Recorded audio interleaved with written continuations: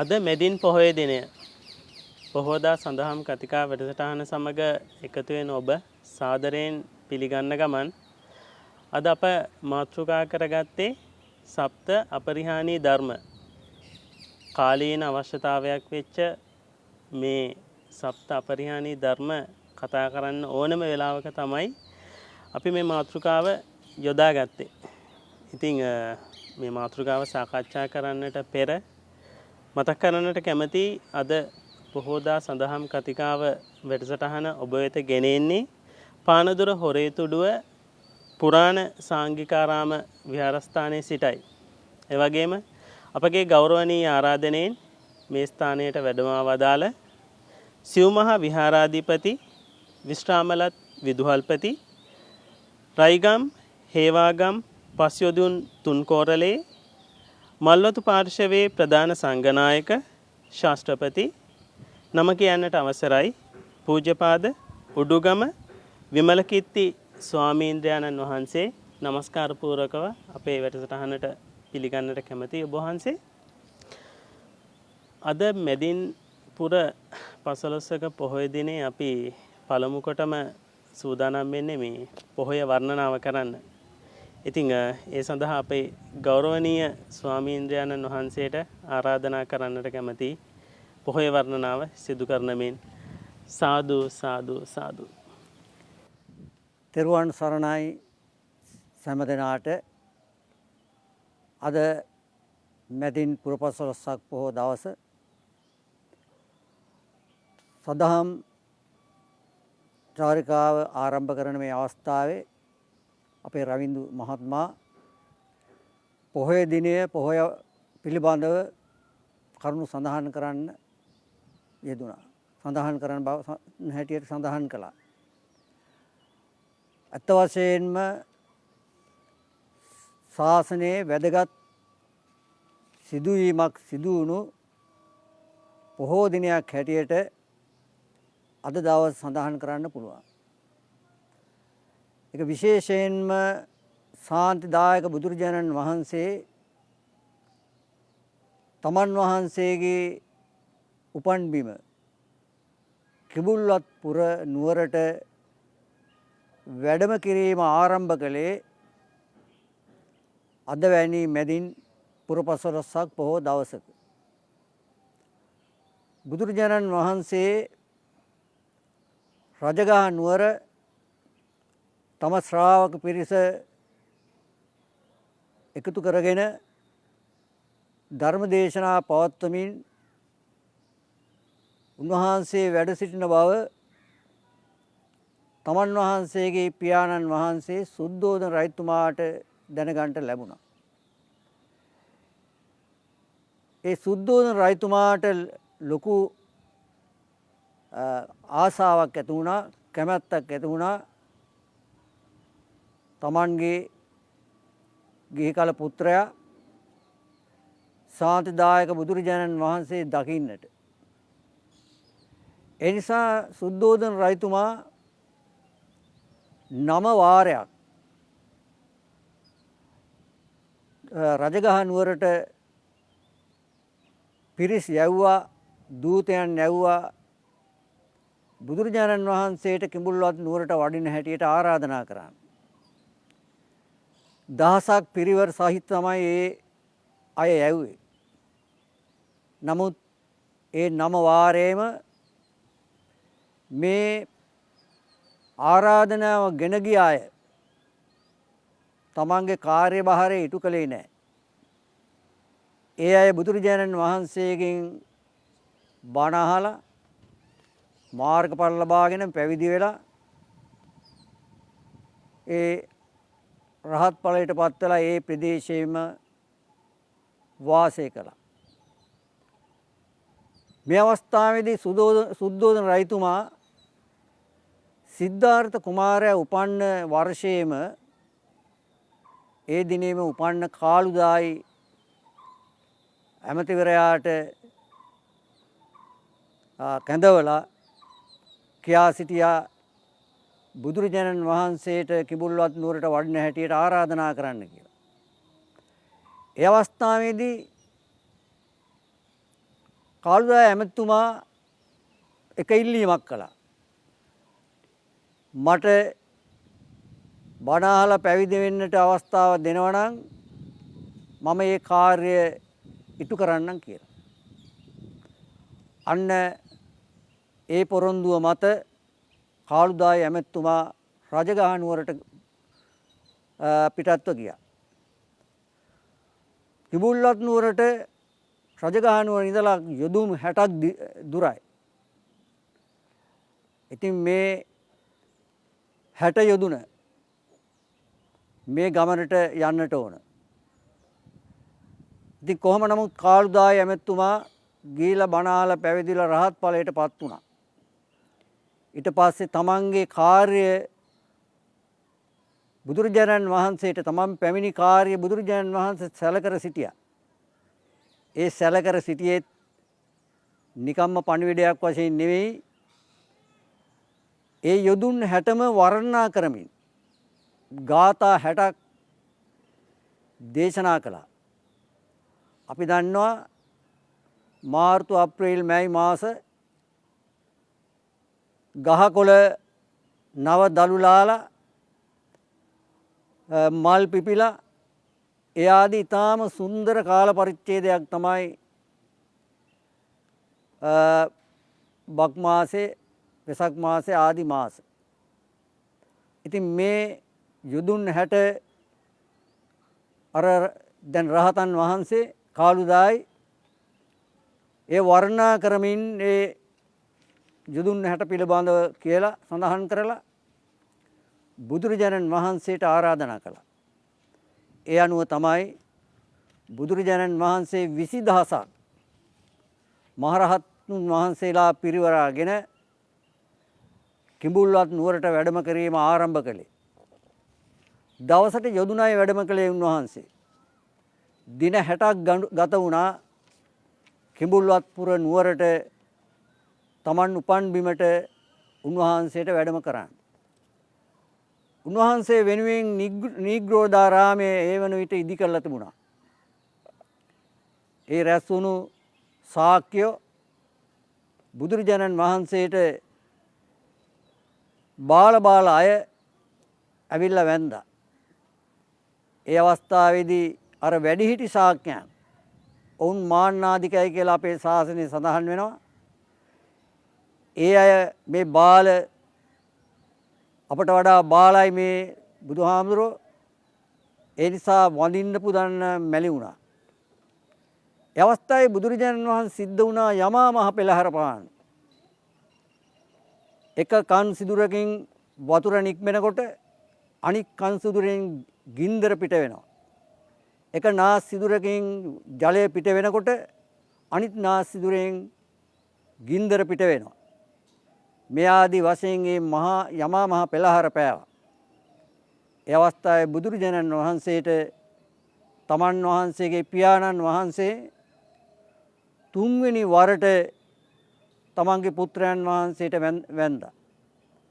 මුලින්ම වැන්දේ අසිත තවුසාට සිද්ධාර්ථ කුමාරයා ගෙන හැරපෑ අවස්ථාවේ දෙවෙනි වැඳීම සිද්ධ වුණේ වබ්මගුල් දිනේ. මේ තුන්වෙනි වැඳීම මේ කිඹුල්වත්පුර නුවරට වැඩම කරලා යමා මහ පෙළහර පෑ අවස්ථාවේදී සිද්ධ කළා. ඊට පස්සේ අර සියලුම ශාක්‍යයන් උන්වහන්සේට වඳින්නට පටන් ගත්තා. සියලුම කුල කුමරයන් පැවිල්ලා වන්දනාමාන කළා. හැබැයි මේ අවස්ථාවේ විශේෂ කාන්තාවක් මේ ස්ථානට ආවේ නැහැ. ඒ තමයි යසෝදරා දේවිය. යසෝදරා දේවිය සඳහන් කළේ මගේ යම් ගුණයක් තියෙනවා නම් බුදුරජාණන් වහන්සේ මගේ නිවසට වඩමවනු ඇති කියලා. බුදුරජාණන් වහන්සේ යසෝදරා දේවියගේ මාලිගයට වැඩම කළා. වැඩම කළා පැන වූ ආසනයේ වැඩ සිටියට පස්සේ යසෝදරා දේවිය උන්වහන්සේගේ දෙපා අල්ලාගෙන කඳුළු වගුරුවමින් තමන්ගේ දුක ප්‍රකාශ කළා. බුදුරජාණන් වහන්සේක වැළකුවේ නැහැ. ඇය හඬලා සිහිය එළවා ගත්තට පස්සේ අන්න සුද්ධෝදන රජතුමා ඇය ගැන වර්ණනාවක් කළා. යසෝදරා දේවිය ඔබ වහන්සේ ගිහිගෙන් නික්මිලා ගිය දා පටන් ඔබ වහන්සේ එකවරක් වළඳන බව දැනගෙන ඇයත් එකවරක් ආහාර ගත්තා. ඒ විතරක් නෙවෙයි ඔබ වහන්සේ කසාවත් හඳනවා දැනගෙන ඇය කසාවත් හැඳගෙන හිටියා. මේ ආදී වශයෙන් ඇය පිළිබඳව විශාල වර්ණනාවක් කළා. මේ අවස්ථාවේදී තමයි බුදුරජාණන් වහන්සේ චන්දකින්නර ජාතකයේ යසෝදරා දේවිය වෙනුවෙන් දේශනා කරනු ලැබුවේ. මේ කිඹුල්වත්පුර ගමනේදී තවත් සුවිශේෂී අවස්ථාවන් රාශියක් සිද්ධ වුණා. එයින් එක අවස්ථාවක් තමයි කිඹුල්වත්පුර නුවරට වැඩම කළාට පස්සේ උන්වහන්සේ එදා තමන්ගේ ඥාතිවරුන් උන්වහන්සේට දානට ආරාධනා කළේ නැහැ. පසුදින ගෙයින් ගෙට පිළිවෙලින් පිණ්ඩපාතේ වැඩම කරන්න පටන් ගත්තා. මේක ආරංචි වුණු සුද්ධෝදන රජතුමා සලුව හඳමින් මහමගට දුවගෙන ඇවිල්ලා බුදුරජාණන් වහන්සේගෙන් විමසා සිටිනවා ඇයි අපිට නිඳා කරන්නේ? ශාක්‍ය වංශයේ කිසිවෙක් පිණුසුගා ගියේ නැහැ. ඒ ආදී වශයෙන්. ඒ වෙලාවේ බුදුරජාණන් වහන්සේ තමන්ගේ පිය රජතුමාට කියනවා ශාක්‍ය වංශය ඔබේ වංශයයි මගේ වංශය බුද්ධ වංශයයි කියලා බුදුවරු සියලුම දෙනා පිණ්ඩපාතේ වැඩි බව සඳහන් කළා. කියලා රජමාලිගයට වැඩම කරලා දානේ ලබා ගන්න බව සඳහන් වෙනවා. මේ අවස්ථාවේ තව සිද්ධියක් තමයි බුදුරජාණන් වහන්සේගේ සෝවිරාග්ගුවට කමන්නේ නන්ද හාමුදුරුවෝ නන්ද කුමාරයාට තමන් වහන්සේ දන් වළඳලා පාත්‍රය දුන්නා නන්ද කුමාරයා අතට. නන්ද කුමාරයාගේ එදා ස්වර්ණ මංගල්‍යය ඔටුනු පෙළඳීම ආදී මඟුල් 3ක් යෙදී තිබුණු දවස. එහෙම තියෙද්දි නන්ද කුමාරයට පුළුවන් වුණේ නැහැ අර පාත්‍රය තියලා ඉවත් වෙලා යන්න. නන්ද කුමාරයාත් නීග්‍රෝධාරාමයේ දක්වා වැඩම කළා. පසුව බුදුරජාණන් වහන්සේ මොහුගේ අනාගතයේ දෙස බලලා පැවිදි භාවයට පත් කළා. සුද්ධෝදන රජතුමා බෙහෙවින්ම කම්පාවට පත් වුණා. දැන් තව ඊළඟට 20000ක් භික්ෂූන් පිරිවරාගෙන යනකොට බුදුරජාණන් වහන්සේ යසෝදරා දේවිය තමන්ගේ පුත්‍රයා රාහුල කුමාරයා කැඳවලා අන්න ඔබේ පියා යනවා වැඩම කරනවා. අර මහමග වැඩම කරන්නේ පියා ගිහිලා දායාද ඉල්ල ගන්න කිව්වා. ඒ අවස්ථාවේ රාහුල කුමාරයා බුදුරජාණන් වහන්සේගේ අත අල්ලාගෙන සිවුර අල්ලාගෙන ඒහා සමග විහාරයට වැඩම කළා. එහෙම වැඩම කරලා රාහුල කුමාරයා පැවිදි කරන හැටියට තමන් වහන්සේට පමණක් දෙවිනි වූ සරියුත් මහරහතන් වහන්සේට පැවරුවා. ඒ අවස්ථාවේ රාහුල කුමාරයාත් පැවිදි භාවයට පත් වුණා. අන්න මේ අවස්ථාවේ සුද්ධෝදන රජතුමාට අතිශය කම්පනයක් ඇති වුණා. සිද්ධාර්ථ කුමාරයා පිළිබඳව බලාපොරොත්තු නැති වුණා. නන්ද කුමාරයා පිළිබඳව බලාපොරොත්තු නැති වුණා. අන්තිමට රාහුල කුමාරයා පිළිබඳව අය බලාපොරොත්තු වුණේ ඒ කුමාරයාත් පැවිදි කළා. රාජ්‍ය බාර දෙන්න කෙනෙක් නැහැ. මේ අවස්ථාවේ සුද්ධෝදන රජතුමා ඉල්ලීමක් කළා බුදුරජාණන් වහන්සේගෙන්. ස්වාමීනි දෙමව්පියන්ගෙන් අවසර නැතුව ළමයින් පැවිදි කරන්නට එපා කියලා ඉල්ලා සිටියා.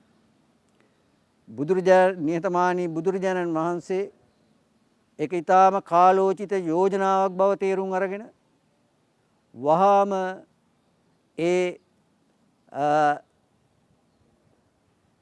ළමයින් පැවිදි කරනවා නම් දෙමව්පියන්ගේ අවසරය ගන්න කියලා සඳහන් කළා. ඒ නියෝගය පැනෙවුවා. අදත් පැවිදි කරනවා නම් පළවෙනි කොටම කරන්නේ දෙමව්පියන්ට වන්දෝලා ඒ දෙමව්පියන්ගේ අවසරය ඔබ පැවිදි කරන්න කැමතිද කියලා අහලා ඒ අවසරය ලැබුණාම තමයි ඕනෑම ළමයෙක් පැවිදි භාවයට පත් කරන්නේ. ඒක අදත් ඒ ආකාරයෙන්ම කරනවා. ඒ ආදි වශයෙන් මේ මැදින් පොහෝ දවස ශාසනික වශයෙන් ඊටාම වැදගත් සිදුවීම් රාශියක් සිද්ධ වුණු ඒ සිදුවීම් රාශියකට මඟ පෑදුණු දිනේ වශයෙන් සඳහන් කරන්නට පුළුවන්කම තිබෙනවා. ඔව් ස්වාමීන් වහන්සේ පොහොය වර්ණාව තමයි සිදු කළේ මැදින් පොහොය දිනයට අදාළව. ඔබට මතක ඇති අපි වැඩසටහන් ආරම්භයේදී මතක් කළා මේ අද අපේ මාතෘකාව පිළිබඳව. සප්ත අපරිහානීය ධර්ම. ඉතින් මේක ගැන ඔබ දන්නවත් ඇති නොදන්නවත් ඇති. කොහොමනත් අපේ ස්වාමින් වහන්සේගෙන් අපි විමසලා බලමු මොනවද මේ සප්ත අපරිහානීය ධර්ම කියලා. ස්වාමින් වහන්සේ සප්ත අපරිහානීය ධර්ම පිළිබඳව සඳහන් කිරීමට ප්‍රථම මම කැමැති ඒ සඳහා පසුබිම් වූ සිදුවීම සඳහන් කරන්න. එහෙමයි. බුද්ධ කාලයේ වන විට ಭಾರತයේ රාජධානි 16කට බෙදලා තිබුණා. ඒ රාජධානි 16 හඳුන්වන 12 මහා ජනපද කියලා. ඒ ජනපද රාජධානි වලින් 4ක් තිබුණා. මගධ, කෝසල, වත්ස, අවන්ති කියලා මහා විජිත කියලා හැඳින්වුවා. ඒව තමයි ඒ 4 තමයි විශාලම රාජධානි 4. එතකොට මගධ, කෝසල, වත්ස, අවන්ති ආදී වශයෙන් තව 16ක් තිබුණා. මේ රාජධානි තුල තිබුණා පාලන ක්‍රම දෙකක්. විශේෂයෙන් මගධ, කෝසල ඒවයි තිබුණේ රාජාණ්ඩු ක්‍රමයක්. රජ කෙනෙක් යටතේ පාලනය වුණේ. තව ක්‍රමයක් තමයි සමූහාණ්ඩු ක්‍රමය. බුදුරජාණන් වහන්සේ උඟාක් අගය කළේ සමූහාණ්ඩු ක්‍රමයයි. අර රාජාණ්ඩු වල තිබුණේ රජුරුවන්ගේ පාලනය යටතේ වුණාට සතර සංග්‍රහ වස්තුව දසරාජ ධර්මයේ ඒවයි ඒට අනුකූල තමයි ওই රාජාණ්ඩු පැවතුනේ. සමූහාණ්ඩු ක්‍රමයේ තිබුණු ප්‍රධානම රාජ්‍ය තමයි ලිච්ඡවි රාජ්‍යය. ලිච්ඡවි රාජ්‍ය බොහොම දියුණු සෞභාග්‍යමත් රාජ්‍යයක් හැටියට තමයි සඳහන් වෙන්නේ. ලිච්ඡවි රාජ්‍යය තුල තිබුණේ ප්‍රධානීය ජනාධිපති තව 1707ක් රාජධානි එකතු වෙලා තමයි මේ සමූහාණ්ඩුව ඇති වෙලා තිබුණේ.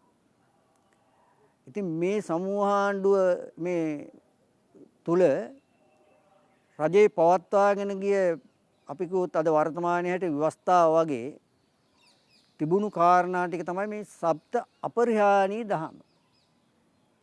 ඉතින් මේ සප්ත අපරිහානීය දහම බුදුරජාණන් වහන්සේ මතු කිරීමටත් හේතුවක් තියෙනවා. ඒකට හේතුව තමයි අජාසත් රජතුමා තමයි මගධේ පාලකයා ඒ කාලේ. මගධයේ බිම්බිසාර රජතුමාගෙන් එනම් ඔහු රාජ්‍ය පැවරුණාට පස්සේ පියා ඝාතනය කරලා බලය තහවුරු කරගත්ත කියනවා. කොහොම නමුත් රජාසත්ට අවශ්‍ය වුණා තමන්ගේ රාජ්‍ය තවත් ව්‍යාප්ත කරන්න. එහි ප්‍රතිඵලයක් හැටියට ලිච්ඡවි රාජ්‍යයේ අජාසත් රජතුමා විසින් 16 වතාවක් ආක්‍රමණය කළ බව සඳහන් වෙනවා. මේ 16 වතාවම අසාර්ථක වුණා. ඒ විශේෂ ආයුධයකුත් පාවිච්චි කරා කියලා කියනවා පොතපතේ සඳහන් වෙන මුසොලිනි මොකද්ද කියලා. කොහොම නමුත් මේ ආක්‍රම අසාර්ථක වුණා. ඊට පස්සේ නැවත පසුබෑවේ නෑ මෙයා ආය ආක්‍රමණය කරන්න කල්පනා කළා. එතකොට අජාසත් රජතුමාගේ පුරෝහිතය අජාසත් රජතුමාට විතරක් දෙවෙනි වූ පුජ්‍යලයා තමයි වස්සකාර. වස්සකාරට කියනවා අජාසත් රජතුමා මේ පිළිබඳව ගිහිල්ලා තථාගතයන් වහන්සේ සමග සාකච්ඡා කරලා එන්න කියලා මේ කාරණේත් කියලා. වස්සකාර යනවා බුදුරජාණන් වහන්සේ හමුවෙන්. ගිහිල්ලා බොහොම සුවද සාකච්ඡා කරලා සුවදව කතා බහ කරලා ඊට පස්සේ කියනවා ස්වාමීනි අජාසත් මහරජතුමා නැවත වතාවක් ලිච්ඡවි රාජ්‍ය ආක්‍රමණය කරන්න සූදානම් කියලා. එවිට බුදුරජාණන් වහන්සේ භික්ෂූන් වහන්සේලාගෙන් ආනන්ද හාමුදුරන්ගෙන් විමසනවා ආනන්ද ලිච්ඡවි රාජ්‍යයේ මේ සත් අපරිහානීය ධර්ම මෙතෙක් ආරක්ෂා වෙලා තියෙනවද? ස්වාමීනි ඒවා ආරක්ෂා වෙලා තියෙනවා. එහෙනම් ආනන්ද එහෙනම් මහණෙනි මේ අජාසත් රජතුමාට ලිච්ඡවි රාජ්‍ය දිනන්න බෑ කියලා. මේක අහගෙන හිටිය වස්සකාර බුදුරජාණන් වහන්සේට කියනවා ස්වාමීනි අපි ගිහියෝ තා හුඟා කාර්යභාරයන් තියෙනවා යන්නම් කියලා වැඳලා ඔහු යන්නේ කොහාටවත් නෙවෙයි ලිච්ඡවි රාජ්‍යයට. ලිච්ඡවි රාජ්‍යයේ 1707ක් මේ සමුහාණ්ඩය එකතු වෙලා ඉන්නකොට අද අපේ රටේ නම් පාර්ලිමේන්තුව වගේ මේ අල්ලපු විශාල රාජ්‍යයේ එතකොට තුන් බාහිර තියෙන විශාලම රාජ්‍යයෙන් රජුරවන්ට විතරක් දෙවෙනි වූ පුජ්‍යලයා දැන් මේ ඔවුන්ගේ සභාවට ගිහිල්ලා එක්කෙනෙකුට කතා කරන පැත්තකට කතා කරලා ඔයගොල්ලෝ රැස් වෙලා ඉන්නවද සාකච්ඡා කරනව නේද කියලා පොඩි සතුටු සාමියක් යෙදිලා මොහු යන්නට යනවා. එතකොට මේ සම්භාවනීය රාජ්‍ය නිලධාරියා ආවේ ඇයි කියලා අර නියෝජිතව අහනවා. අහුවාම නෑ ඒක කිසි ගතියුත්තක් නෑ මෙන්න මෙහෙම සතුටු සාමිය දීලා ගියා කියලා. නමුත් අර නිලධාරීන් අර සමූහාණ්ඩේ අය ඒක විශ්වාස කරන්නේ නැහැ. අල්ලපු විශාල රාජ්‍යයේ රජුට පමණක් දෙවෙනි පුජ්‍යලයා මෙහෙම එයිද කියලා. තව දවස් දෙකක් ගිහිලා රැස් වෙලා ඉන්නකොට තව එක්කෙනෙකුට කතා කරනවා. අර වදිගේම ක්‍රියා කරනවා. මේම ක්‍රියා කරනකොට දැන් විශාල සැකයේ කුකුස මේ සමූහාණ්ඩය පිළිබඳව නියෝජිතය පිළිබඳ තුල ඇති වෙනවා. අන්න සත් අපරිහානී දහම් වල පළවෙනි කාරණා තුන තමයි සමගිව රැස්වීම, සමගිව සාකච්ඡා කිරීම, සමගිය විසර යාම.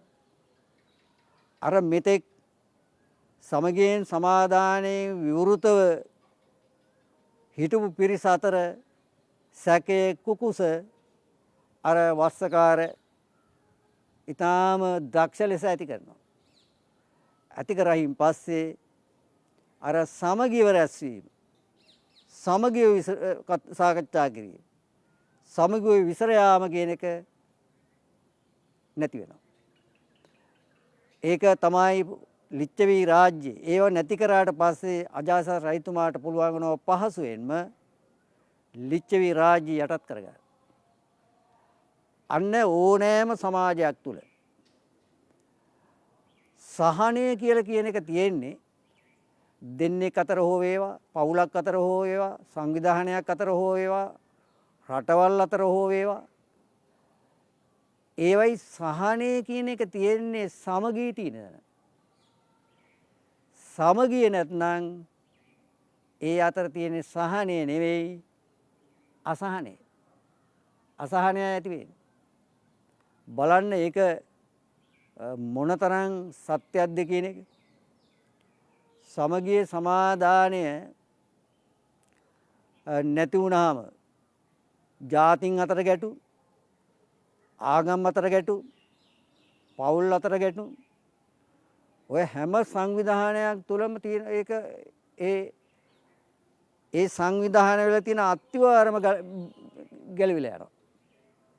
ඕනෑම ගොඩනැගිල්ලක් තියෙන්නේ අත්විවරම උඩනේ. අත්විවරම ශක්ති සම්පන්න නම් ඒ ගොඩනැගිල්ල කාලයක් තියෙනවා. අත්විවරම දෙදරලා පුපුරලා ගිහිල්ලා නම් මොනතරම් වහලවල් ගැහුවත් මේ කරත් ඒ ගොඩනැගිල්ලේ ගරා වැටීම නවත්තන්න බෑ. ගරා වැටීම, කඩා වැටීම ඒ තුල සැකෙන් හා බියෙන් ඉන්නේ. ඒක වෙනවා. ඒ වගේ ඕනෑම සමාජයක් තුල තියෙන ඒ සංවිධානයේ අත්විවරම තමයි සමගිය කියන එක. ඒක තියෙන්න ඕනේ. දැන් බලන්න සමාජයේ විසමයි කියනවා. නානත්ත කාය නානත්ත සංඥා. අපි කයින් අසමානයි. එයා මෙයා සමානයි ගොන්නේ නැහැ. කයින් අසමානයි. නානත්ත සංඥා. සිතින් ඊටත් වඩා අසමානයි. අපි කවුරුත් ප්‍රත්‍යඥයි. එවැනි සමාජයට තමයි විසම සමාජයක් කියන්නේ. ඒ විසම සමාජයේ තුල ඕනෑම කෙනෙක් තුලින් අඩුපාඩුකම් ඇති වෙනවා. නිදුස් කෙනෙක් මෙදියේත උපදිනේද කියලානේ සුභාසිත කතුවරයා කිව්වේ. එවැනි සමාජයේ තුල ඕනෑතරම් ගැටුම් ප්‍රශ්න ඇති වෙනවා. නමුත් අපි බුද්ධිමත් වෙන්නට ඕන ඒවා පිළිබඳ සංවේදීව හිතලා ඒවා සමනය කරගන්න. දැන් බලන්න ගැටුමක් ඇති වුණොත් ඒ ගැටුම එන අසමගියක් ඇති වුණොත් අපි කියනවා ඒක සමගි කරන්න පුළුවන් කියලා. සමගි කරන්න පුළුවන්. නමුත් කවදාකවත් සිද්ධිය අමතක නැති කරන්න බෑ. අපි ඉතිහාසය කියන්නේ සිදුවීම්. එතකොට කවදාකවත් දැන් අපේ රටේ යුද්ධයක් යුද්ධ ඉතිහාසයට එකතු වුණා. ඒක සිද්ධිය නැති කරන්න ප්‍රතිඵලය නැති වෙන්න පුළුවන්. සමගිය සමාදානය ඇති කරලා යුද්ධය නවත්තනවා. නමුත් අර සිද්ධිය ඉතිහාසයට එකතු වුණා. ඕනෑම දෙන්නෙක් අතර වුණා පවුලක් අතර වුණත් ඒකයි එහෙම වෙන්නේ. එතකොට යම් කිසි විදියකින් සමගිය සමාදානයේ බිඳ වැටුනොත් සමගි කළ සිද්ධිය තියෙනවනේ. දැන් අපි බලමු ඇඳුමක් කිරුණොත් ඇඳුම මහන්න පුළුවන්. මහල යථා තත්ත්වයට පත් කරතයි. හැබැයි මැහුම් පාරම කන්න බෑ. මැහුම් පාර තියෙනකන් ඒ මැහුම් පාර තියෙන නිසා වැදගත් ගමනකට අඳින්න බෑ. අහලට පහලට කිට්ටුවට අඳින්න පුළුවන්. ඒකි තියෙන වටිනාකම වැදගත්කම සම්පූර්ණ නැති වෙලා. එතකොට සෑම දෙයකම එහෙමයි. ඒ නිසා සමගිය සමාදානය කියන එක අපි විසම සමාජය තුළ සමාජයේ තියෙන தත්ත්වය තේරුම් අරගෙන ඒක ආරක්ෂා කර ගැනීම අපේ පරම යුතුයකමක් වෙන්න ඕන. අපේ රට පාලනය කරන මේ රටේ වුණත් බලන්නේ සංවිධාන තුළ මාධ්‍ය තුලින් බැලුවාම සමගිය සමාදානය අපි සමගිය රැස්වීම සමගිව සාකච්ඡා කිරීම සමගිය විසිර යාම තියෙනවද කියලා. එවැනි රාජ්‍ය එහෙම වුණාම පරිහානිය කරා යාම නතර කරන්න බෑ. ඒකයි ස්වභාවයේ තියෙන්නේ. ඒවා පිරිහීමට දිනෙන් දිනම පරිහානියට කරා ගමන් කිරීම අනිවාර්යයෙන්ම සිද්ධ වෙනවා. එහෙමයි. අපේ හාමුදුරනේ මේ සප්ත අපරිහානීය ධර්ම වලට අදාළව පළවෙනි මම හිතන්නේ කරුණු කිහිපය තමයි ඔබ වහන්සේ සාකච්ඡාවට බඳුන් කළේ. මේ කරුණු අතර ස්වාමීන් වහන්සේ මේ කුල කුමරියන්ට එහෙම නැත්නම් කාන්තාවන්ට ලබා දී තිබූ මේ තැන ගැන බොහොම හොඳ සඳහනක් තියෙනවා. මෙතනදී මම ඒක කරුණකුත් මතක් කරන්න කැමතියි. මම හිතන්නේ මීට දින කිහිපයකට ප්‍රථම සැමරුවා මේ මාර්තු මාසෙම කාන්තා දිනය. ඉතින් එදා දවසේ කාන්තා දිනයක් නොතිබිලත් කාන්තාවන්ට සමාජයේ හොඳ ගරුත්වයක් තිබ්බා. නමුත් අද අත් වෙලා තියෙන තැන ඒ අතින් ගත්තාම සමහර අවස්ථාවලදී සෝචනීයයි කියන්න පුළුවන්. මේ පිළිබඳව ස්වාමීන් වහන්සේගේ අදහස. ඇත්ත වශයෙන්ම සමාජයේ කාන්තාවට ආරක්ෂාව රැකවරණේ යහපත ලබා දෙන්න ඕන. එහෙමයි. එතකොට කාන්තාවකට ඒ දේ ඒ රටේ ලැබෙනවා නම් ඒ රටේ සදාචාරය කියන එක තියෙනවා. ඕනෑම රටක සදාචාරය තියෙන්නට ඕන. සදාචාරය නැති රටවල තමයි කාන්තාවට හිරහැර වෙන්නේ. හොඳම උදාහරණය තමයි මේ රට මොනතරම් සදාචාර සම්පන්න රටක් වුණාද කියන එක අතීතයේ. අපේ රටේ යුරෝපීය සිරකරුවෙක් තමයි රොබර්ට් නොක්ස් කියන්නේ. ඒ පියා නාවිකයෙක් පියා සමග ආපු මේ අවුරුදු 17ක නව යෞවන තරුණයා පියා සමගම හිරකරුවෙක් බවට පත් වෙනවා උඩරට රාජ්‍යයේ දෙවෙනි රාජසිංහ කාලේ. හිර කූඩුවක තිබ්බ නෙමෙයි උඩරට රාජ්‍යයෙන් යන්න ඇරියේ නැහැ. ඔහුගේ පියා නොබෝ කාලෙකින් මිය ගියා මැලේරියාවෙන්. මේ රොබර්ට් නොක්ස් අවුරුදු 19ක් මේ රටේ සිරකරුවෙක් හැටියට හිටියා. ඊට පස්සේ ඔහු කොහොම හරි කැලේ මැදින් අනුරාධපුරයට ගිහිල්ලා එතනින් ගිහිල්ලා ත්‍රිකුණාමාලයට ගිහිල්ලා තමන්ගේ රටට ගියා. ගියාට පස්සේ ඔහු පොතක් ලියනවා. අද ඩේවිඩ් කරුණාරත්න මහත්මයා අද සිංහලට පරිවර්තනය කරලා තිබෙන ওই පොත එදා හෙළදිව කියලා. හෙළදිව කියන පොතේ සඳහන් කරනවා මේ රට කොච්චර සදාචාර සම්පන්න සීලාචාර රටක්ද කියන එකට හොඳම උදාහරණයක්. රූමත් තරුණියකට සර්වාභරණයෙන් සැරසිලා මණිකක් අතේ තියාගෙන දෙවුන්දර තුඩුවේ ඉඳලා නම් ඈත කතරගම ඉඳලා පේදුරු තුඩුවට එන යාපනයේට නිරුපද්‍රිතව තනියම යන්න පුළුවන් කියලා. අද නම් පියා සමග දියණිය තියන්න බෑ. සහෝදරයා සමග සහෝදරිය තියන්න බෑ. ළඟ ඥාතීන් සමග මේ ගැහැණු ළමයි තියන්න බෑ. බාප්පලා මාමලා ආදී ඒ තියන්න බෑ. ඒ විදිහට කොයිතරම්නම් මේ රටේ කාන්තාව අද වර්තමානයේ මේ රටේ අතවරයට ලක් වෙනවද? කාන්තා දින තියෙන එක බොහොම හොඳයි. නොයෙක් දින තියෙනවානේ. පරිසර දිනය, කාන්තා දිනය ඔය ආදී තියෙනවා.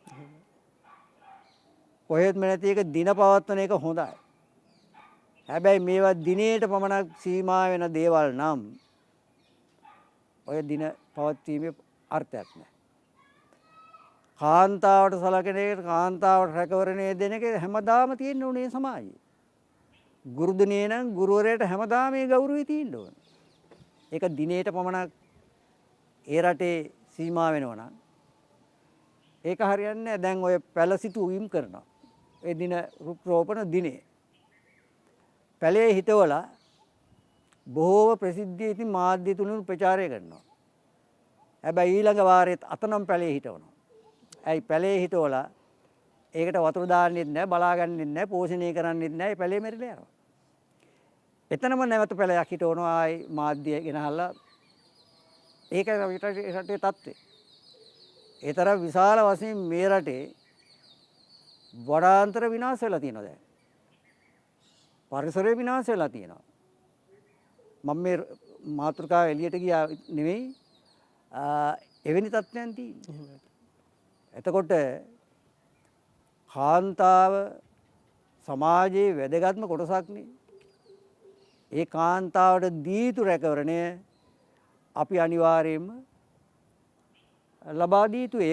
ඒක නැත්නම් ඒ රටේ සදාචාරයක් නැහැ. විනයක් නැහැ. එමනේ තියෙන්නේ. ඉතින් අපේ රටේ ඒ තියුණු තත්ත්වය අද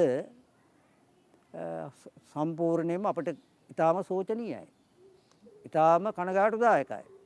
හැමදාම පුවත්පත් බැලුවොත් මාධ්‍ය බැලුවාම කොයිතරම්නම් කාන්තාව අතරවැටි ලක් වෙලා තියෙනවද ඝාතනය වෙලා තියෙනවා. Tamanටත් මේ වගේ දරුවෝ ඉන්නවා මේ වගේ සහෝදරයෝ ඉන්නවා කියන හැඟීම බොහෝ මිනිස්සු තුල නැහැ. එහෙම තත්ත්වයන් තියෙනවා. ඒ නිසා එදා ලිච්ඡවී රාජ්‍යය තුල කුල කුමරයන්ට සම්පූර්ණ ආරක්ෂාව රැකවරණය ලබා දුන්නා. ඒක ඒ රාජ්‍ය තුල ඉතාම වැදගත් අර සත් අපරිහාරී දහම් තුල තියෙන වැදගත්ම කාරණයක්. ඉතින් ඒ ආදි වශයෙන් ඒක කියන්න පුළුවන්. එහෙමයි. අපේ හාමුදුරුවනේ ඔබ වහන්සේ සඳහන් කළා මේ එදා ලිච්ඡවී රාජ්‍යයේ අනුරාජ්‍යයන් 1707ක් තිබුණා කියලා. එදා මේ සප්ත අපරිහානීය ධර්ම අතර මේ සඳහන් කරනවා පැනවූ නීති ආරක්ෂා කිරීම සහ තව තවත් නීති නොපැනවීම කියන කරුණක් තිබ්බා කියලා. මේකත් එක්ක හමුදුරනේ අපිට මේ මතු කරන්න පුළුවන් දේ වර්තමානයේ මේ ඉන්න මිනිස්සුන්ගේ නීති ආරක්ෂා කිරීමේ తත්වය සහ මේ රජයෙන් විවිධ නීති පැනවීම එදා මේ රාජ්‍යයන් 1707ක් ඒ මිනිසුන්ගේ ඒ සමගිය තිබ්බේ කොහොමද? ඒක හරි අපූර්ව කාරණාවක්. මෙන්න මේ කරුණ ගැන අපි විග්‍රහ කරමු හමුදුරනේ. ඕනෑම සමාජයක දැන් බුදුරජාණන් වහන්සේගේ දහම විනයෝ නාම ශාසනස්ස ආයුතුව.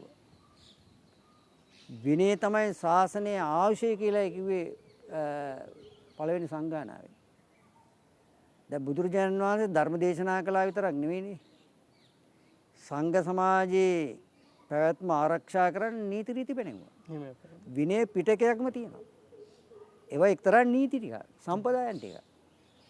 එතකොට බුදුහාමුදුරන්ට පුළුවන්නේ ධර්මයෙන් මේක වටහලා දීලම ක්‍රියා කරන්න. එහෙම පුළුවන් උනේ නැහැ. දැන් අවුරුදු 20ක් විතර යනතුරු විනය නීති පනවල තිබුණේ නැහැ. මුල් අවුරුදු 20 පැවිදි වුණේ ශාසනික හැඟීමෙන් යුක්ත අය. ඒ අය සදාහෙන්මයි පැවිදි වුණේ. නමුත් ශාසනය ව්‍යාප්ත වෙලා යනකොට විවිධ පුජ්‍යලෝ මේ ශාසනයේ ලාභ අපේක්ෂාවෙන් නැතුළු වුණා. ශාසනයේ ඉඳලා තියෙනවා සත්ත රසවග්ගියෝ චබ්බග්ගියෝ ඒක කියලා කණ්ඩායම්. 6 දෙනෙක් හිටියා. නොයේ බුදුහාමුදුරෝ යමක් වැරද්දක් කියලා පැනෙවුවාම ඒක කරන්නේ නැතුව වෙන එකක් කරනවා. දොරකඩින් යන්න එපා කිව්වොත් ජඩියෙන් පැනලා යනවා. ඒ જાතිය අය. එතකොට එවැනි පුජ්‍යලයන් නිසා තමයි මේ විනය පිටකයක් ඇති වුනේ. ශාසනයේ පවා මේ විනයානුකූල ශික්ෂණය පවත්වාගෙන යන්න නීති රීති අවශ්‍ය වුණා. එහෙනම් එහෙම කියලා බුදුරජාණන් වහන්සේට ඒවා පනවන්න නැතුව ඒ ක්‍රියාත්මක කරන්න බැරුව ගියා. එතකොට මේ ඒ නිසා ඕනම සමාජයක පැවැත්මක් තියෙන්නේ ඒ සමාජය තුල ඒ සමාජයේ නීතිගරුක වෙනවනම් ඒ නීතිගරුක භාවයේ පළවෙනි කොටම තියෙන්න ඕන රට කරන අය තුල. රට කරන අය තුල තමයි පළවෙනි කොට නීතිය රැකීම තියෙන්න ඕන. එහෙම අපේ හොඳ. එතන ඉඳලා තමයි පල්ලෙහාට මේක ගලාගෙන එන්නේ. එහෙම නැත්නම් ඒ සමාජයේ පැවැත්මක් නැහැ. ඒ සමාජයේ සංවර භාවයක් ඇති වෙන්නේ නැහැ. ඒ නිසා සෑම දෙයකම නීති පනවනවා. ඒ නීති පනවන්නේ ඒ අර தත්ත්වය පවත්වගෙන යන්න. හැබැයි නීති කොතෙකුත් පනවලා ඒවා ක්‍රියාවට හරියට ක්‍රියාත්මක වෙන්නේ නැත්නම් දැන් සමහර විට නීතිය යට යනවා ධන බලයට. මර බලයට. එතකොට ජන බලයට එනම් බලකාමයට ඔය වගේ දේවල් වලින් නීතිය ආධිපත්‍ය කඩා වැටෙනවා. ඒ නීතිය ආධිපත්‍ය ඒවෙන් කඩා වැටෙනවා. එතකොට නීතිය ආධිපත්‍යය කඩා වැටෙනවා කියන්නේ අර අනිත් පිරිස පීඩනයට පත් වෙන එකනේ. පල්ලෙහා පිරිස ධන බලයෙන් නීතිය අතට ගන්නවා නම්, මර බලයෙන් නීතිය අතට ගන්නවා නම්, එයාදී ඒ වයින් නීතිය අතට අරගෙන යමි ක්‍රියා කරනවා නම් තව විශාල පිරිසක් පීඩණයට සහ ක්‍රෝධයට වෛරයට ලක් වෙනවා. එවැනි සමාජයක් තුළ කවදාකවත් මේ අපිට හිතන්න පුළුවන් කමක් නැහැ මේ සාමකාමී සමෘද්ධිමත් රටක් කියලා. ඉතින් ඔය ලිච්ඡවි රාජ්‍ය තුල නීතියක් පැනෙවුවා නම් ලිච්ඡවි ඒ රාජ්‍ය සමූහාණ්ඩුවේ ප්‍රධානියටත් එකයි. 1707ක් වූ නියෝජිතයන්ටත් එකයි. අනිකුත් නිලධාරීන්ටත් එකයි. සියලුම ජනතාවටත් එකයි. නිතරම වරද හැටියට දකිනවා. ඕනෑම කෙනෙකුට වරද නම් වරද හැටියට දකින්න ඕන.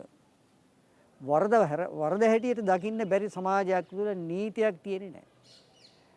ඒ නීති ක්‍රියාත්මක නොවනකොට ඒක මර්ධනය කරන්න තව නීති පනවනවා. පැවැති නීති මදී කියලා ක්‍රියාත්මක වෙන්නේ ඇයි? තියෙන නීති මදී කියලා තව නීති හදන්නේ, පනවන්නේ අර නීතිය හරියට ක්‍රියාත්මක නොවන නිසා. ඒ නීතිය හරියට ක්‍රියාත්මක නොවනකොට තවත් නීති දාලා මේක හකුලාගෙන තියාගන්න බලනවා. ඒ තුලින් වෙන්නේ සමාජයේ විශාල අසහනකාරී පරිසරයක් ගොඩනගෙන පාලකයා පිළිබඳ ක්‍රෝධයේ වෛරය ඇති වෙනවා. ක්‍රෝධයේ වෛරය ඇති වෙනවා පාලකයා පිළිබඳව. පාලකයා විතරනේ පාලක පක්ෂය පිළිබඳව. එහෙමයි වෙන්නේ. එතකොට ඒ තුලින් හරියට නීතිය ක්‍රියාත්මක වෙනවා නම් සුදුස්සාට සුසු තැන ලැබෙනවා. සුදුස්සාට නීතියට පිටින් ගිහිල්ලා නුසුදුස්සා පුටුවේ වාඩි කරනවා. සම්පූර්ණ සුදුස්සා පැත්තක ඉන්නවා. ඒ පුජ්‍යලයට ඒ තනතුර එතෙන්ට ලැබෙන්න ක්‍රමවේදයක් නැහැ. ඒ අනුපිළිවෙලක් නැහැ. ධන බලය හෝ ජන බලය හෝ මොනවා හරි හෝ යොදාගෙන එතන තමන්ට ඕන කෙනා වාඩි කරනවා. අර නීතිය එතන ක්‍රියාත්මක වෙන්නේ නැහැ. එතකොට එවැනි සමාජයක් තුළ මේක මෙහෙම ගියාම අත්ත වශයෙන්ම ඒ නීති ආධිපත්‍ය කියන එක කඩා වැටෙනවා. ඊළඟට නීතිය ක්‍රියාත්මක කරන ආයතන පිළිබඳව ජනතාවට විශාල විශ්වාසයක් ගොඩනගෙන්න ඕන. ප්‍රධාන පාලකයාගේ ඉඳලා කවුරු තුලත් මේ ජනතාව තුල ජනතා විශ්වාසය ඒ තුලින් බලාපොරොත්තු වෙන්න ඕන මේ අපිට සාධාරණයේ මේ මෙතනින් ලැබෙනවා. ස්ථානෙන් සිදු වෙයි කිය. මෙතනින් සිදු වෙනවා කියලා ඒ ජනතාව තුල තියෙන්න ඕන. ඒ ජනතාව තුල ඒක නැත්නම් ඒ මොන නීති පැනෙව්වත් ඒක හරියන්නේ නැහැ. හරියට හිල් කුඩේට වතුර එකතු කරනවා වගේ. ඒක හරියන්නේ නැහැ. ඒ නිසා තමයි මේ ලිච්ඡවි රාජ්‍යය තුල පැන වූ නීති අකුරට ක්‍රියාත්මක කළා. නොපැන වූ නීති පනවන්න ගියේ නැහැ. එහෙම පනවන්න අවශ්‍ය වුණේ නැහැ. එතකොට ඒ හරියට ක්‍රියාත්මක කරන්න බැරි වුණාම අර නීති ක්‍රියාත්මක නොවෙනකොට ඒකට තව නීති පනවනවා. දැන් එක තැනකින් මොක සිදුරක් හැදුණා තව තැනකින් ඒක වහන්න හදන්නේ. ඒ වගේ. ඉතින් ඒ විදිහට ක්‍රියාත්මක කිරීම අත්ත වශයෙන්ම අන්තිම රාජ්‍යයක අසාර්ථක භාවය ජනතා කැළඹීම ඒ ආදී හැම දෙයක්ම ඒ තුලින් ඇති වෙනවා. දැන් කැලෑ නීතිය කියන්නේ කැලෑ නීතිය අතට ගන්නවා කියලා. කැලෑ නීතිය අතට ගන්නවා කියන්නේ ජනතාව බලා ඉන්නවා මෙතන නීතිය ක්‍රියාත්මක වෙන ආයතනේ මේක අපිට සාධාරණ වේද කියලා. ඒක වෙන්නේ නැහැ කියලා සැක සංකා ඇති වුනහම ඔවුන් වෙන ක්‍රම හොයනවා තමන්ට සාධාරණ තු කරගන්න. ඒ තුල තමයි මිනිමෙරු ආදී බොහෝ ව්‍යසනයන් ඒ නිසා ඇති වෙනවා. මේත් සමගම අපේ හැමදෙරනේ මේ තවත් කාරණයක් විදියට මේ ඓතිහාසික හෝ මේ පූජනීය ස්ථාන ආරක්ෂා කිරීමත් එක කරුණක් විදියට තියෙනවා. මේකත් එක මේ කලින් මේ නීති ආරක්ෂා කිරීම කියන එක හොඳටම බද්ධ වෙලා තියෙන බවක් පේන්නට තියෙනවා. වර්තමානයේ නම් මේ පූජනීය ස්ථාන ඓතිහාසික ස්ථාන ආරක්ෂා වීම පිළිබඳව අපිට හොඳටම දැනගන්න ලැබෙනවා මේ පුවත් හරහා.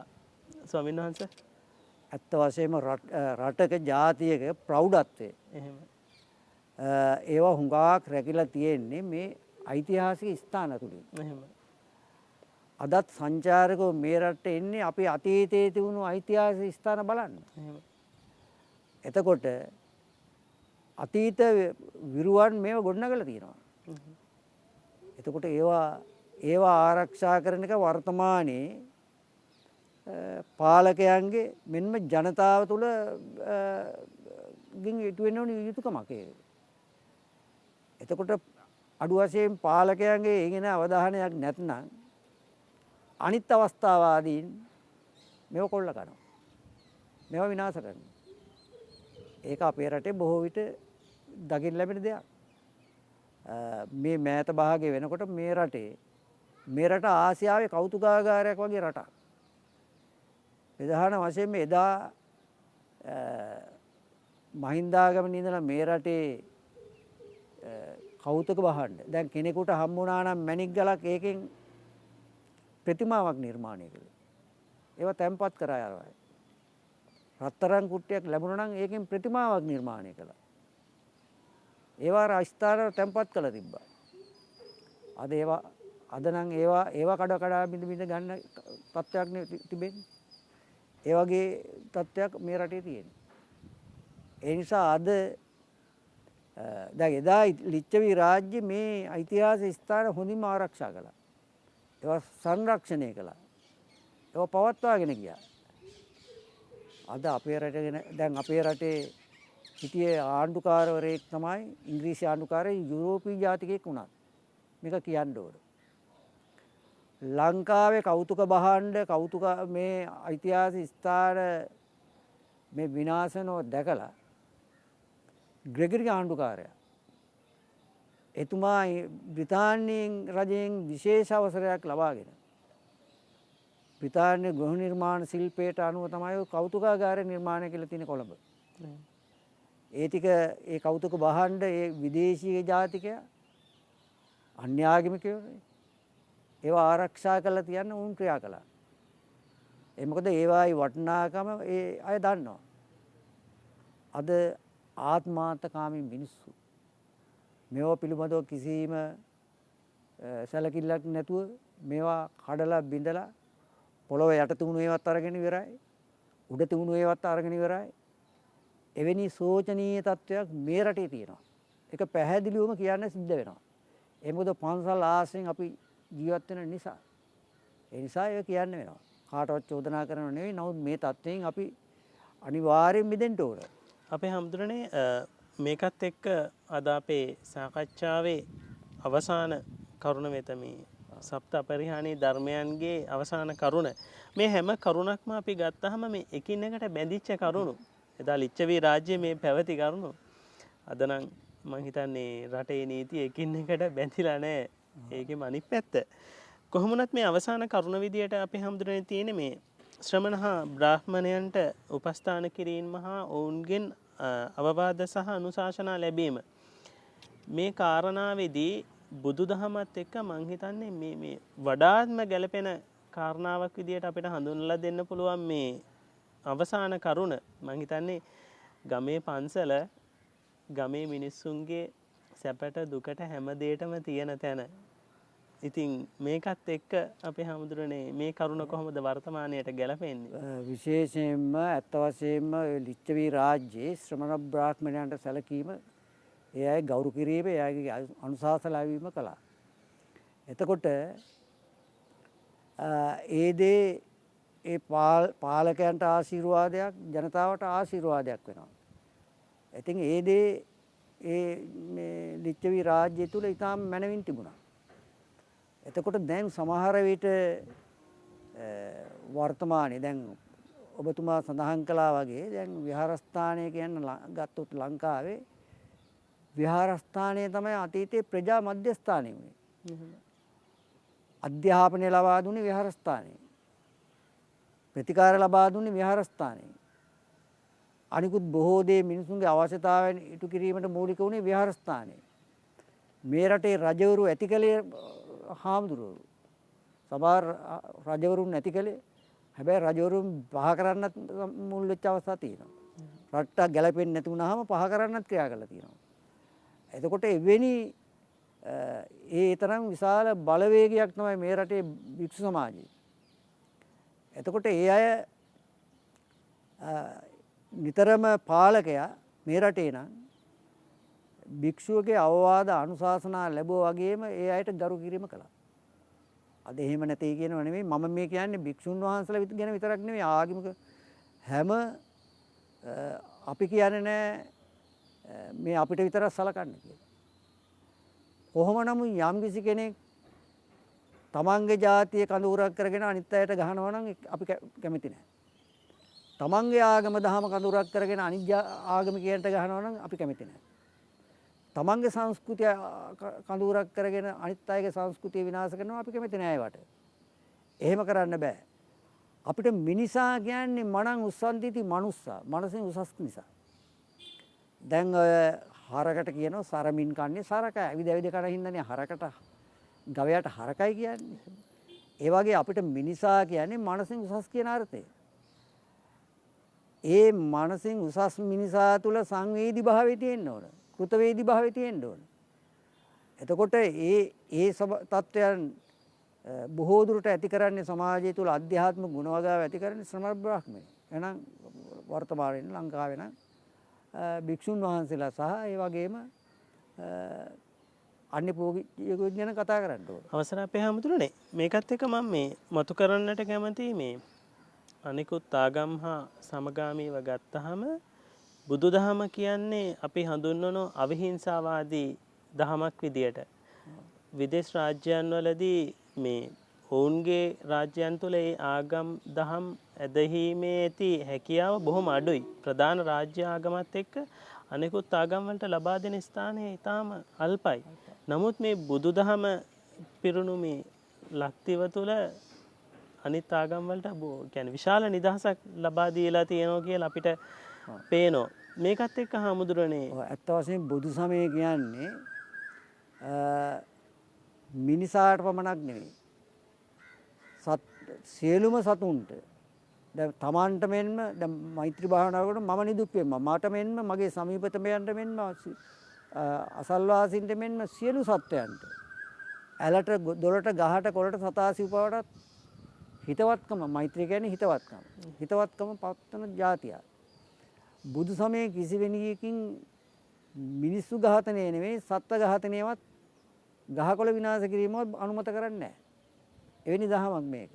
දැන් සමහර රටවල් වල ඔබතුමා කිව්වා වගේ සමහර රටවල් වල අන්‍ය ආගම් වලට ඉඩකඩක් නැහැ. එහෙම කළොත් දැඩි දඬුවම් දෙනවා. එවැනි තත්ත්වය එහෙම තත්ත්වයක් තියෙනවා. එතකොට සමහර විට සමහර ආගම් වලට මගින් මේ තමන්ගේ ආගම වෙනුවෙන් මිනිස්සු ඝාතනය කරනවා. එහෙම කරනවා. බුදු සමය හැමදාම අවිහිංසාවාදී දහමක්. ඒක අපිට ඒ නිසා තමයි සමහර විට වටෙම ගහන්නේ. එහෙම අපේ. ඒ අවිහිංසාව, ඒ හොඳකම, ඒ නිසා මං කියන්නේ අර වගේ ගොරෝසු වෙන්න කියලා කියනවා නෙවෙයි. නමුත් ඒ නිසා තමයි බොහෝ විට අපිට මේ තාඩන පීඩන හුඟක් සිදු වෙන්නේ. එහෙම තත්ත්වයක් තියෙනවා. සමහර රටවල බුද්ධ රූපයක් ගෙනියන්න දෙන්නේ නැහැ. පින්තූරයක් ගෙනියන්න දෙන්නේ නැහැ. එහෙම තත්ත්වයක් නේ. ඉතින් මේ මෑතක රටක පාකිස්තානයේද කොහෙද අර අපේ පාකිස්තානයේ ඒ කොලයක් ගැලෙව්වයි කියන්නේ මිලේච්ච ලෙස ඝාතනයකට. එහෙම. ඒ මිනිස්සු මොනතරම් ආගම අන්තගාමී ප්‍රතිපත්ති ගිරියවද. එහෙම. ඒවා මේ සමස්ත ලෝකයාට උසස් මනසකින් යුක්ත මිනිසු කරන දේවල් නෙවෙයි. සියලුම සත්වයන්ට ජීවත් වීමේ අයිතිය තියෙනවා හැමෝටම. ඕනම කෙනෙකුට තියෙන මූලිකම අයිතියනේ ජීවත් වීමේ අයිතිය. ජීවත් වීමේ අයිතිය නැති කරවොත් ඉන්නේ මේ නීතියෙන් මරණීය දඬුවමපත් කරන්නේ. එතකොට හිතයි මේ තවත් කෙනෙක් ඝාතනය කරනව නේද මේක කියලා. නමුත් අර සියලුම දෙනාගේම මූලිකම අයිතිය ජීවත් වීමේ අයිතිය රැකදෙන්න තමයි කරන්නේ නීතිය. ඉතින් ඒ වගේ අපි සම්පූර්ණ ජනතාවට මේ හැම දෙයකින්ම බලන්නේ සියලුම ජනතාව ආරක්ෂා කරගෙන සියලුම ඊළඟට මේ භෞතික සම්පත් ගහකොළ රැගෙන මේ සමාජයේ සතුටෙන් සන්තෝෂයෙන් ඉඳ නන්දිරි මෙලවත් සතුටෙන් ඉන්න වෙච්ච නන්දිරි පරලොවත් යහපත් වෙන්නනේ අපි ඔබයත් නම් දෙලොව යහපත් වෙන්නනේ අපේ පැතුම. එතකොට ඒවට ඇත්ත වශයෙන් මේ සත්ත පරිහානි දහම බලන්න කොච්චර සමාජයට යහපත් වෙනවද කියලා වැදගත් වෙනවා. මීට අවුරුදු 2000 ගාට එහා ಭಾರತයේ ලිච්ඡවි රාජ්‍යය තුල තුණු මේ දහම අදටත් වර්තමානයේටත් අනාගතයටත් ඇත්ත වශයෙන්ම බෙහෙවින්ම ඵලදායී වෙන බව සඳහන් කරන්න ඕනේ.